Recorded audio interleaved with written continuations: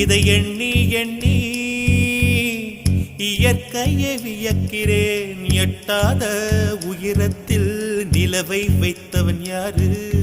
பெண்ணே